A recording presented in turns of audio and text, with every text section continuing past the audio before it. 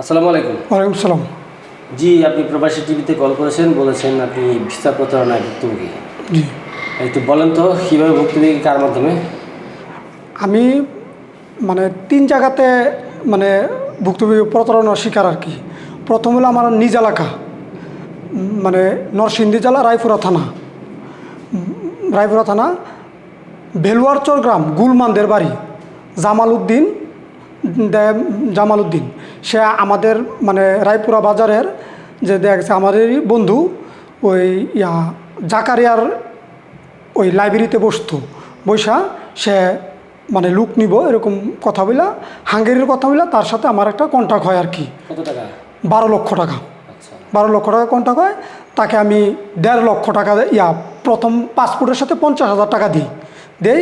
পরে উনি আমাকে একটা ওয়ার্ক পারমিট দেয় আর কি, দেওয়ার পরে উনি আমারে আবার 1 লক্ষ টাকা নেয়। 1 লক্ষ টাকা নেয়, নিয়ে আমাকে ভিসা দিবে বলে তখন আর উনি আর ভিসা দিতে পারে না আর কি। কতদিন আগে ঘটনাটা?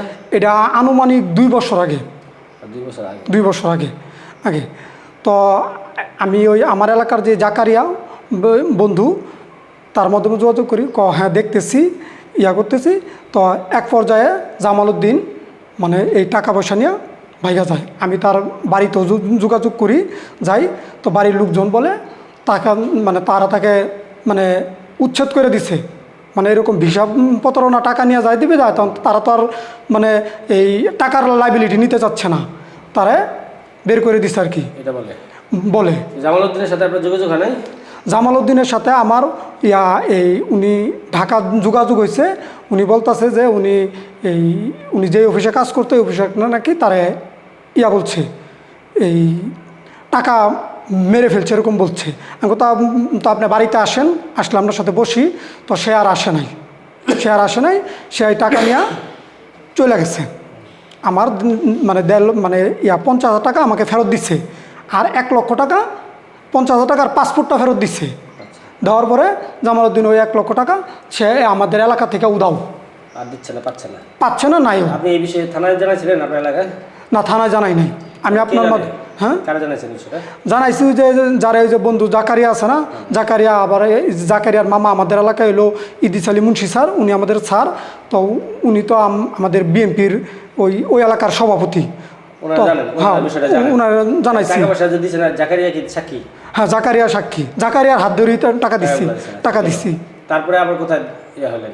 তারপরে আবার হলো দেখা গেছে কি আসলাম হলো ওই যে উত্তরা, এই যে তানিয়া আলী ভিসা কনসালটেন্ট, ওনারা আমাকে ডেনমার্ক নিবে। ভিসা কি? ভিসা এই যে আর কি ভিসা নেটওয়ার্ক। Visa network. আচ্ছা। তানিয়া আলী, ওনার সাথে মোবাইলে আমার আর কি যোগাযোগ মাধ্যমে উনি বলছে 15,000 টাকা দিলে উনি আমাকে, যদি এই কাজ না হয় তাহলে বলছে 15,000 টাকা ফেরত দিবে। কিন্তু উনি আমাকে যে মানি রিসিপ্ট দিছে ওইখানে যে ওই সিল দিছে নো মানে রেফারেন্স, নট রেফারেন্ডেবল। এটা আমি আসলে ওনার খেয়াল করিনি। উনি বলছে ভিসা না হইলে টাকা ফেরত দিবে। তো উনি বলতেছে এই যে দেখেন আপনাকে আমি দিছি। তো এখানে আমি প্রতারিত। মুখে বলছে টাকা ফেরত দিবেন, কিন্তু যখন মানি সেখানে লেখা আছে আপনি খেয়াল করেন নাই? না, টাকা অফেরত যোগ্য। ওইখানে তুমি ওইটা দিয়েছিলাম ডেনমার্কের জন্য। ও, ডেনমার্কের জন্য। এখন আছে ওদের অফিস? আছে। ওই অফিস এখনো রানিং আছে রানিং আছে। যে দিয়েছিলাম তার নাম হলো তানিয়া আলী। ওর কোনো ছবি কিংবা কোনো কিছু আছে না? ছবি নাই, এই যে শুধু এই কার্ডটাই আমার কাছে আছে। অফিস চিনেন আপনি? অফিস চিনি। আচ্ছা, গেল। আচ্ছা, তারপর আমি আসলাম হইলো এই বাড়িধারা রুট 8, মানে বাড়িওয়াট রুট 8 জে ব্লক। তো এস ইন্টারন্যাশনাল, এটাও মোবাইলের মাধ্যমে এস ইন্টারন্যাশনাল ওনাদের কাছে আসি। তো নর্থ মেসিডোনিয়ার জন্য ওনার সাথে আমার 7,20,000 টাকা কন্ট্রাক্ট। আমি ওনাকে টাকাটা দিচ্ছি 27/8/2025, মানে জিকে মানে ইন্টারন্যাশনাল। এটা হলো আপনার অ্যাকাউন্ট নাম্বারে দিছে। উনি আমাকে ব্যাংকে টাকা জমা দিচ্ছি, জিকে ইন্টারন্যাশনাল, মানে এই ব্যাংক অফ এশিয়া। তো আমাদের এলাকায় তো এশিয়ার তো ব্রাঞ্চ নাই। আমি এশিয়ার একটা এজেন্ট ব্যাংকিং উপজেলার মধ্যে আছে, ওই উপজেলার মাধ্যমে আমি ওই উপজেলার এজেন্ট ব্যাংকিংয়ে জমা দিছি।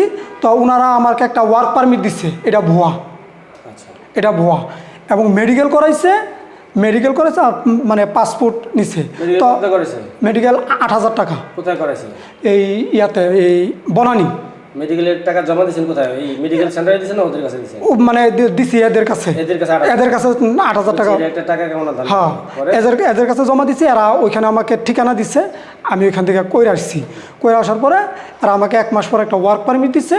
এটা যা আশাই করলাম এটা ভুয়া।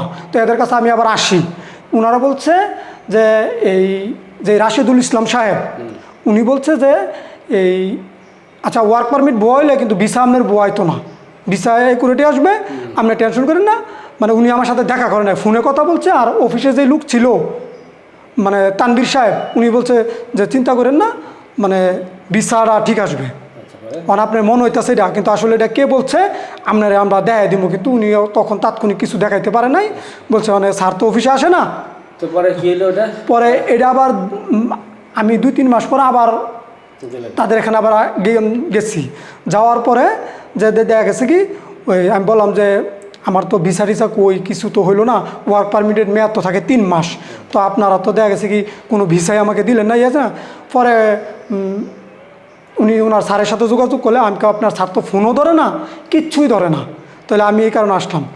পরে উনি বলতেছে স্যারের সাথে আলাপ হয়েছে, আপনি যান, আবার স্যার আসবে, স্যার আইব।